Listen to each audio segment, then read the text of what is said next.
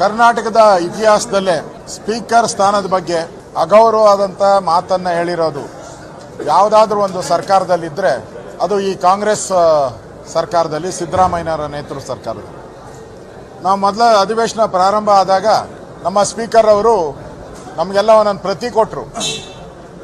ಸಂವಿಧಾನ ಅಂದ್ರೆ ಏನು, ಸಂವಿಧಾನವನ್ನು ನಾವು ಹೇಗೆ ಗೌರವಿಸಬೇಕು, ಸಂವಿಧಾನದ ಆಶೋತ್ತರಗಳು ಮತ್ತು ಎಲ್ಲ ಹಿಂದೂ, ಮುಸ್ಲಿಂ, ಕ್ರಿಶ್ಚಿಯನ್ ಯಾವುದೇ ಧರ್ಮ, ಜಾತಿ ಎಲ್ಲವನ್ನ ಮೀರಿ ಇಲ್ಲಿರುವಂಥ ಎಲ್ಲ ಸದಸ್ಯರು ಅವರ ನಡವಳಿಕೆಯನ್ನು ಮಾಡಬೇಕು ಅಂತೇಳಿ ನಮಗೆಲ್ಲ ಸ್ಪೀಕರ್ ಬೋಧನೆ ಮಾಡಿದ್ರು.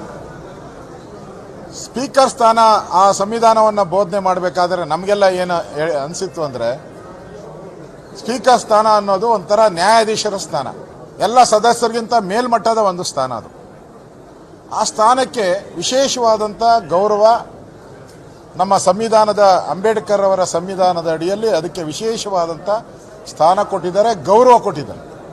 ಪೂಜನೀಯ ಸ್ಥಳ ಅದು. ನಾವೆಲ್ಲ ಬಂದ ತಕ್ಷಣ ಎದ್ದು ನಿಂತು ನಮಸ್ಕಾರ ಹಾಕಿ ಆಮೇಲೆ ಅವ್ರು ಕೂತ್ಕೊಂಡ ಮೇಲೆ ನಾವು ಕೂತ್ಕೊಳ್ಳೋ ಪದ್ಧತಿ. ಅಂದರೆ ಅದಕ್ಕೆ ಎಷ್ಟು ಮಹತ್ವ ಇದೆ.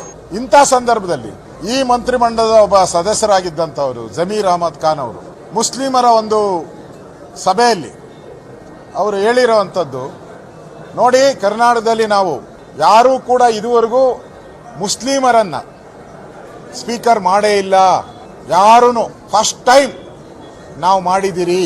ಆ ಸ್ಥಾನದಲ್ಲಿ ಕುಳಿತುಕೊಂಡ ಮೇಲೆ ಎಲ್ಲ ಬಿಜೆಪಿಯ ನಾಯಕರುಗಳು, ಅಂದ್ರೆ ನಾವೆಲ್ಲ ಹಿಂದೂಗಳು ಅಂತ, ಅವ್ರಿಗೆ ನಮಸ್ಕಾರ ಹಾಕಬೇಕು, ಆ ಥರ ಅವ್ರಿಗೆ ಸ್ಥಾನ ಕೊಟ್ಟಿದ್ದೀರಿ.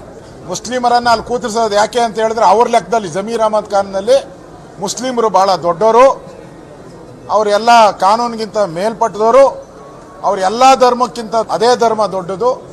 ಅವರ ಅಡಿಯಲ್ಲಿ, ಅವರ ಅಡಿಯಾಳುಗಳಾಗಿ ನಾವು ಸಲಾಂ ಸಲಾಂ ಸಲಾಂ ಅಂತ ಹೇಳಿ ಕೂತ್ಕೊಬೇಕು ಅನ್ನೋ ಭಾವನೆಯಲ್ಲಿ ಅವರು ಸ್ಪಷ್ಟವಾಗಿ ಹೇಳಿದ್ದಾರೆ.